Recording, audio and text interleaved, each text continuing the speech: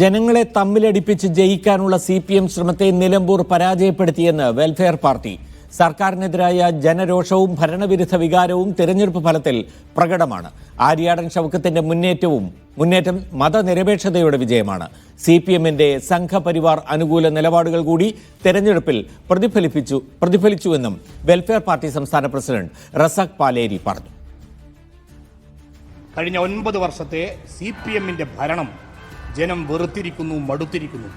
അതിനെ അതിജീവിക്കാൻ ഒരിക്കലും വിഭാഗീയ രാഷ്ട്രീയ പ്രവർത്തനം കൊണ്ട് സാധിക്കുകയില്ല, വിദ്വേഷ പ്രചരണം കൊണ്ട് സാധിക്കുകയില്ല എന്നാണ് ഞങ്ങൾ മനസ്സിലാക്കുന്നത്. മതനിരപേക്ഷ കേരളം നിയന്ത്രിച്ച തെരഞ്ഞെടുപ്പാണ് നിലമ്പൂരിൽ നടന്നത്.